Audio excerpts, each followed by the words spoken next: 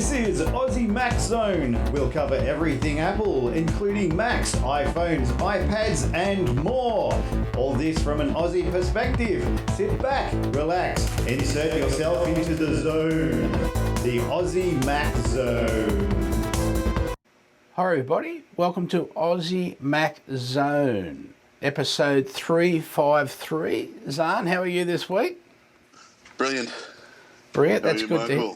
I'm very blue, as people watching can see, because I wasn't well enough for last night's show with my knee playing up. My knee's still playing up mightily, and so I couldn't stand up and do any adjustments for the colour or anything on the camera, which is I'm using my iPhone 11 with Filmic Pro software, and you can set it up as a remote and do it a remote and do that. I haven't had time to do it, so yeah. I'm using the Logitech camera you gave me. Yep. On my MacBook Air. Yeah, I learned a bit about Logitech, and I might go back to that yet. Yeah, and it's working fantastically.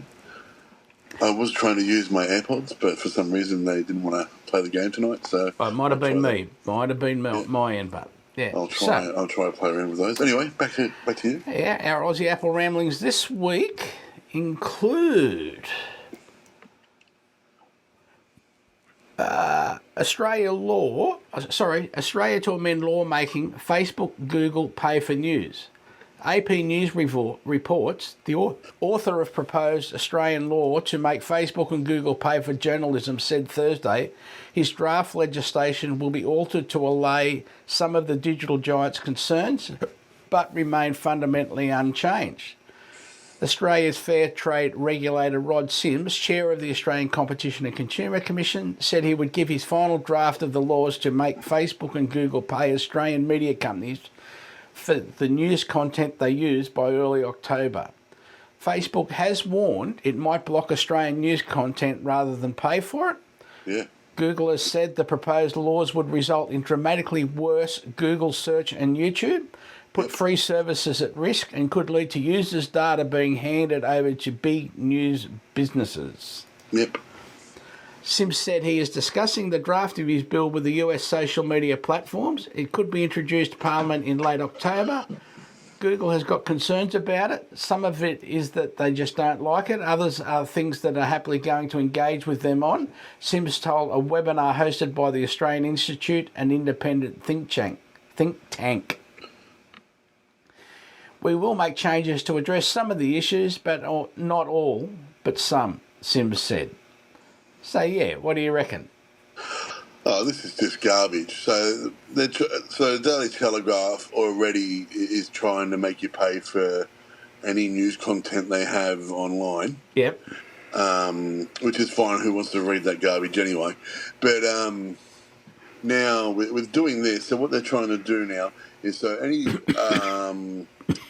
media that is independent or anything like that, they're going to try and charge Facebook. So therefore, independent news won't get onto Facebook, where the bigger media companies that are just posting propaganda and left or right wing agendas will waive their fee anyway to get their news put onto Facebook. So in the long run, it's worse for us.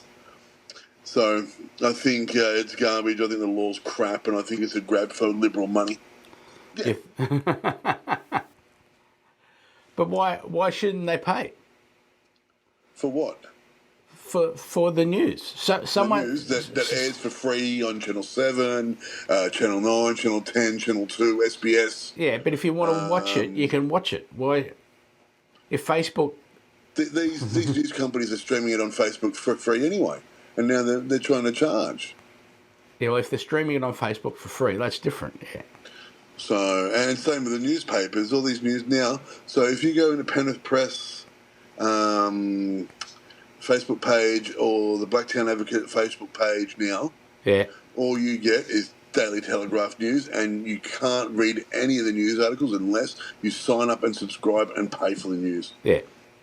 Where Penrith Press and the Blacktown Advocate are free newspapers, and they happily post and on their newspaper stuff that's been generated by the Herald, the Telegraph, whoever, and then you can read that for free.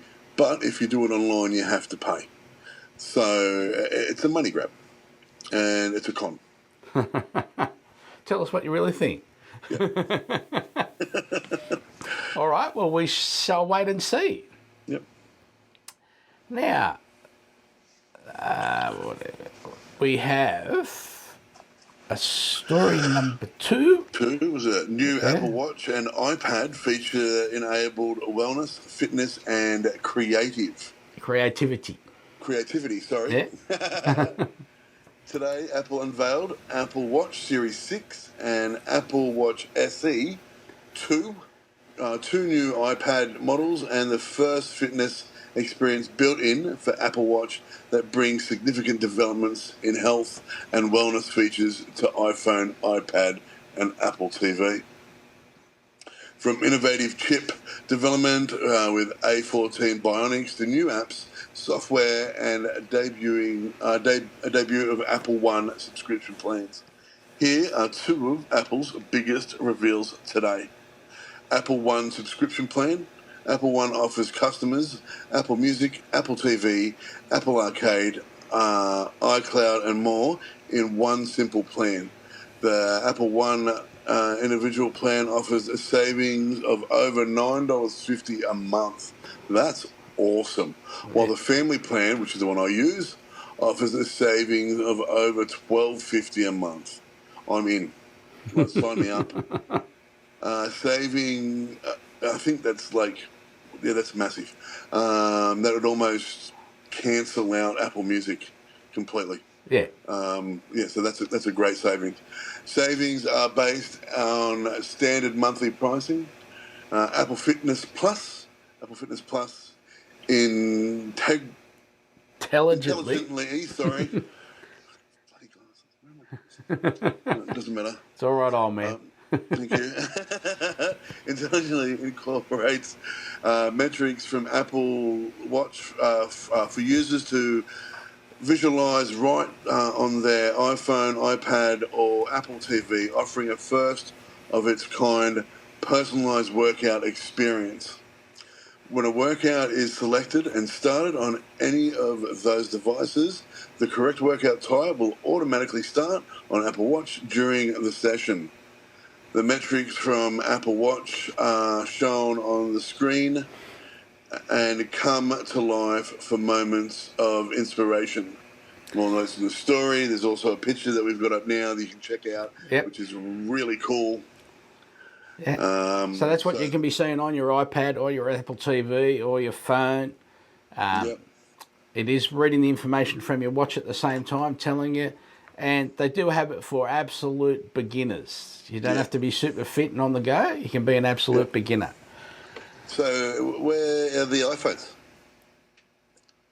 Still coming. I'm waiting. Yes. Because I want a new phone.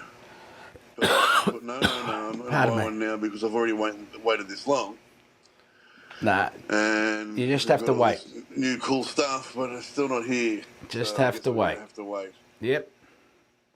So tell me about gaming. So gaming 1. So this hasn't got anything to do with Apple. It's got to do with Tony Hawk 1 and 2 being released again for PS4 and Xbox One. These games are proper nostalgic games for all of us that grew up with the first PlayStation, the Xbox. You know, the Xbox came later, but the first PlayStation, especially the second PlayStation, then Xbox. I personally have spent a good part of my youth destroyed playing these games. So I had to go out and buy the remastered version of 1 and 2. The graphics are fantastic. There's a bunch of new skaters. There's a whole bunch of new girl skaters, which is fantastic because since these have been released, there are a whole lot of female skaters that are just fantastic and deserve the recognition. The trick base is the same. It's still pretty simple to play. I've been teaching Mason how to play it. Excellent. And we've had a really good time. We've been laughing and and stuff like that. So I give it a thumbs up. But on saying that, it is nostalgic. It's not as great as I remember, and it's a bit simple. And I do like it, and I'm having fun with my son. But personally, I wouldn't have, if I knew now, when I bought it, if it wasn't for the nostalgia, I would have been like, this is crap, and I would take it back. Yeah. But on saying that, when I loaded my new Tony Hawk game into my Xbox said, oh, we've also got Skate 3 here if you'd like it. And Skate 3 is an Xbox 360 game. It broke boundaries with the skating technology and everything like that. Then it's still as good. I've been playing both because I wanted to compare both. I've been on the phone to Curtis. We've been talking about it. Look, I hate to say it because I'm a huge Tony Hawk fan. I have been since the 80s. Inspired me to get a board and a helmet and try vert skating and park skating. So, but unfortunately, Skate 3 is better. It's a little bit harder. The runs are a little bit more realistic. You're getting, see, in Skate 3, if you get the big airs and they're just ridiculously big, and you land, you're going to come off your board. Mm-hmm. You're not going to land it because in real time you couldn't land it, like, unless you had the best equipment possible. There's no way you're going to make that landing, and so it does that. And you can upgrade your board, you can upgrade your trucks, you can upgrade your wheels, you can upgrade everything like that. And so later on, when I've upgraded my board and I've upgraded everything like that, I will be able to land these tricks. But at the beginning, you won't. See, Tony Hawk doesn't give you that option. You can still upgrade your board and everything like that. It's great. You will get more air, but you're still getting big airs. Like first level, Tony Hawk 1, I'm Tony Hawk, and I'm doing the 900. And you're like, where Skate 3, you have to work your way up to this sort of stuff. You've really got to work your way through it and learn your tricks.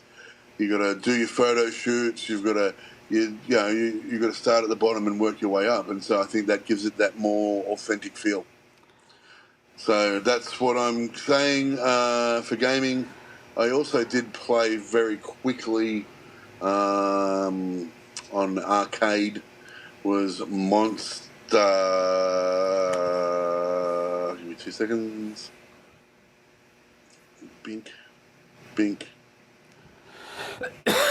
Monster Expedition. Yeah.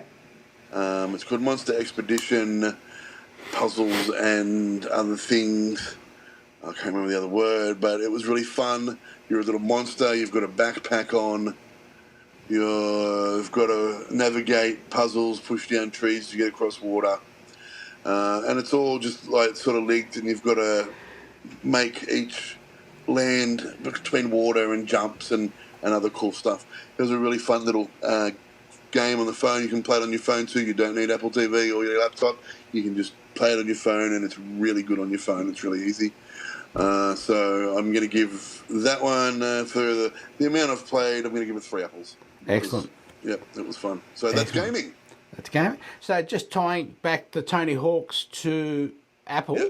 Yep. So there's a guy that helps the Apple Clips app. He's been involved with a little bit of that early on. He does, I won't say magic tricks, but illusions. Yeah, illusions, yep. Zach King. Yep. And if you look up Zach King and Tony Hawks on YouTube, there's a really good little, 10-minute video. Yeah, cool. So, yeah, it's good. It's good. What about entertainment? Yes, so we do have some entertainment. And it is, we even have a pick for that too. Let me go over to there. So Apple TV announces new kids series, Doug Unplugged and Stillwater premiering this spring, which I'll talk about some more next week.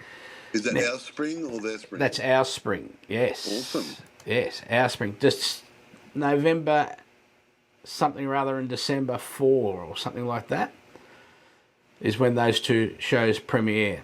So Emmy Award winning Ghost Rider makes its second season return on Friday, October 9. And Parents' Choice Award winning Helpsters returns for season 2 on October 16. Awesome.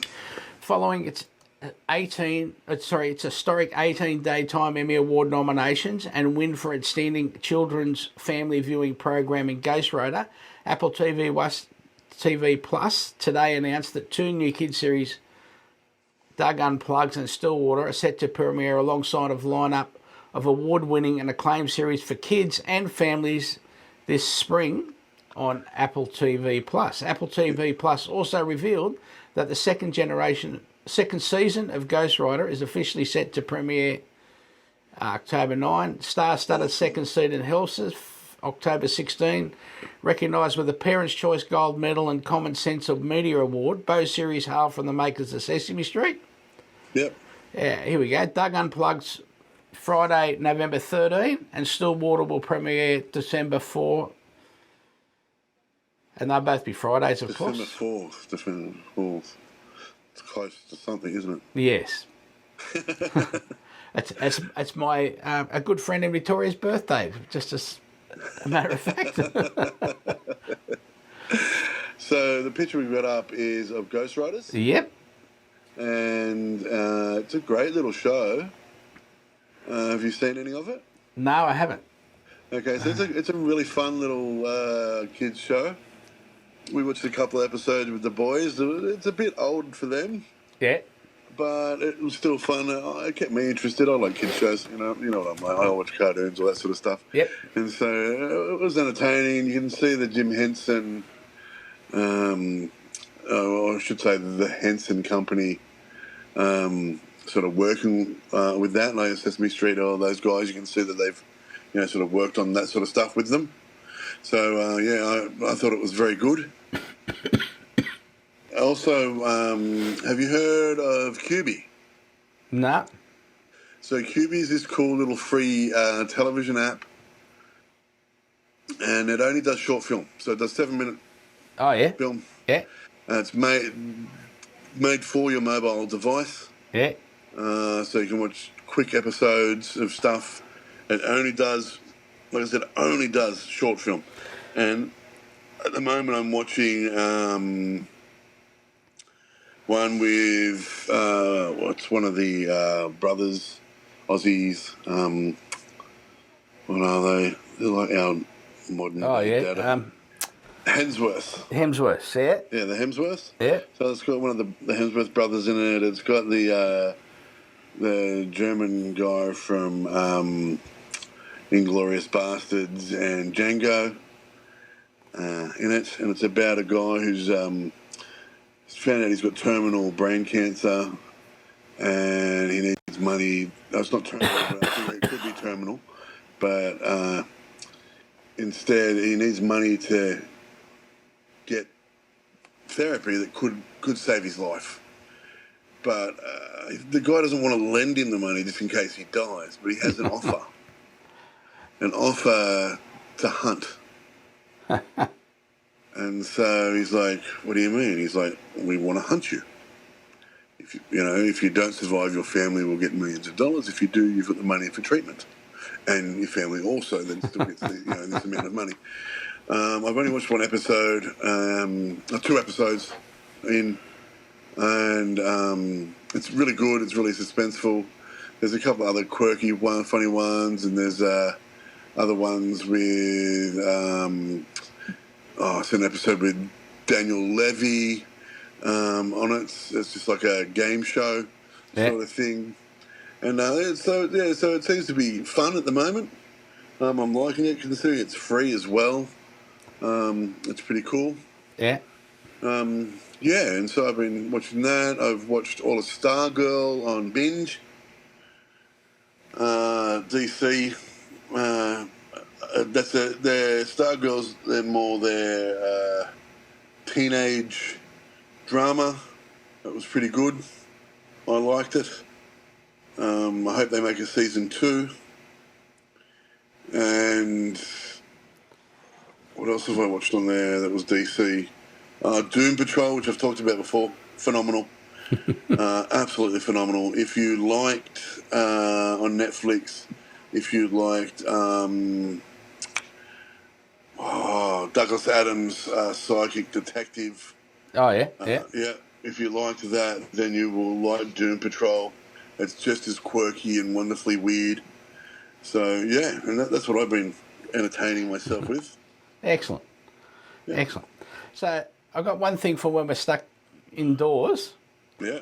So, just going to chuck a picture up now. Give it a chance to get through. Ted Lasso. I haven't watched any more of Ted Lasso. Oh, it's brilliant. Brilliant, Yeah, I can tell you. It really is. And we also watched tonight the first episode of Long Way Up.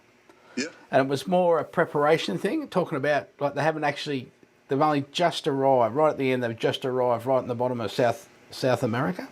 Yeah. But yeah, talking about the getting the chargers put in, and because everything's electric, even the support vehicles are electric. Yeah. And it's cool. So yeah, looking forward to that. I watched the turtle giving me the finger. Yep. I watched the trailer for it, and I was like, "Oh, that looks really good." It is, yeah. So far, been really good, yeah. Yeah, cool. So I might give that a watch too. Yeah, absolutely. So this is the picture, which is the turtle giving you the finger. Yeah. Right. That's part of the Comedy Wildlife Photography Awards 2020. It's one of the finalists. These are awesome, funny photos and well worth looking at with the family. There is a link to our the link to all the photos. There's 20, I think there's 20 of them, with animals doing amazing things. Oh, the photos are fantastic. Michael sent them to me earlier in the week. Oh my God, they are so good. They're so funny. We looked through them with the boys, and the boys were cracking up. They thought they were great. Even the one with the giraffe right at the beginning, where there's one giraffe looking at the camera and another one sticking his head in. He's sticking his head in, doing a photo bomb. Yeah. There's one with a bird sitting on a sign that says no fishing. Yeah. With a fish in its With mouth. a fish in its mouth. And you got to think this is just... It's just nature. Nature, yep. Yeah. And the one, like you see, like I'm showing at the moment, the angry turtle. Yeah, he's a bit disgruntled. He's definitely not radical, that's for sure. But he's happy. Yeah. So, Safari 14 is now available for macOS Catalina and Mojave. Mm-hmm. The Verge tells us Apple has released the latest version of its Safari browser for macOS, Catalina and High Sierra ahead of the release of Big Sur later this year. Safari 14 improves the browser's tabs, add a new privacy report feature, and offers new customization options for your start page. You can download it by heading to System Preferences app and clicking Software Update. One of the key improvements that's coming with the latest version of Safari is improved tab management. The tabs themselves have been redesigned to be more space efficient, display website favicons by default, and show a preview of each tab while hovering your mouse over them. There's a new start page which you can customize with your own backgrounds and links, and a privacy report that highlights any cross-site trackers that the browser is blocking. Oh, and this version of the browser also removes support for Adobe Flash. Remember that piece of software? I do remember that piece of software. Yeah. And all the challenges that went with it. iOS 14. Go for it. iOS 14 is all in variants is available. So Apple reminds us that iOS 14 reimagines the iPhone experience, delivering a major update to the home screen with beautiful... Oh, maybe that's what she was talking about. Sorry. Widgets and the app library, new ways to use apps with app clips and powerful updates to messengers. iOS 14 is available today as a free software update. Together with iPhone iOS, is central to how we navigate our lives and stay connected. And we are making it even more powerful and easier to use in iOS 14 with the biggest update ever to the home screen, said Craig Federighi, Apple's Senior Vice President of Software Engineering. We are thrilled to see the incredible ways developers are taking advantage of the widgets, apps, clips to create new experiences that customers are going to love. Like, Michael, off to you. Yeah, like the redesigned home screen pages, all new compact design for incoming calls and Siri. App clips bring new ways to discover and use apps. So app clips is like, say you're visiting a parking station that has an app. So you only get a little bit of the app, you tap, pay, blah, blah, blah. And if you use that parking station a lot, then you can download the app and maybe get the discounts or whatever. But that's what an app clip does.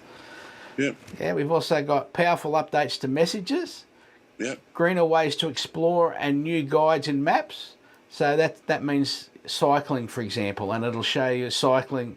Might have a cycling route that's got stairs in it and tells you before you get there that there's a set of stairs in the middle, as opposed to like a pathway. You got more transparency and control with expanded privacy features, enhanced listening experience for AirPods. I think it's more for AirPods Pro because they've got that the block out sound and surround sound. The directional sound when you're watching a movie and stuff. Yeah. Depending on where your head's going, that sort of thing. And a heap more. So we'll have a link with even more that's in the list, just to give you an idea. Now, our last story at the moment. Yep. Is iOS 14 adoption rapidly outpacing iOS 13 as users react to widgets, picture in picture, and more. iOS 14 launched just last Wednesday, September 16th, and comes with a number of new features that are proving very popular with users, including home screen widgets, picture-in-picture support, and much more. And data is backing that. Backing up as iOS 14 adoption is approaching an impressive 30% in just 5 days, while iOS 13 hit 20% last year after 7 days. Yeah, so but iOS 13 was a bit crappy right early on too, so that may have held it back a little bit. I remember that too because we were both doing the. What's his with it? Beta software. The beta software. Yeah. I remember that. We had a few problems. Yeah. The biggest user-facing change with iOS 14 for iPhone users is the arrival of home screen widgets that allow for much more customization than ever before. And picture-in-picture support is also proving popular. Along with numbers of other new features and changes. It looks like more of the mainstream has noticed the appeal of the new iOS 14 features as adoption numbers of the last software are trending above what we saw with iOS 13 and iOS 12. Yeah, Mixpanel's data via Mac Rumors is showing iOS 14, iPad 14 adoption almost 27% just 5 days after launching. Last year, after 7 days, 13 just hit 20% uptake. And iOS 12 adoption was a bit slower than that. Keep in mind, Apple vastly leads the industry in new software adoption, either with slower take-up rates from past years. Because sometimes they don't even let you update your Android phones. Yeah. Yeah, the Telstra or Optus or whatever won't even let you do an update on them. So That's part of the reason you get slower adoption. Yeah. So you can't keep up to date, you can't keep your security up to date and that sort of stuff. So Now, don't forget, we have a show notes each link on show upload, the link being this week, aussiemaxzone.com.au, AMZ 353. There you'll see the last 6 weeks of show notes. Yeah, email us at Michael or Zarn at aussiemaxzone.com.au. Just search us, Aussie Max Zone, on Google Podcast, Spotify, Apple Podcast, Overcast, or whatever player you use. And don't forget Apple News, Aussie Max Zone. You just look for us and click on the heart, and then anytime. Make sure you like us, because we like you. Yes. So yeah, give us a 1-star rating if you want to on Apple Podcasts. Yeah, like us, whatever. Yeah. And tell a friend. Now, but most importantly, thanks to our supporters, you, our listeners, the most important people. Yep. But the big sign-off. Yes. That's why we employ you. That's right. So thanks for tonight, guys. And remember, an apple a day keeps the androids away.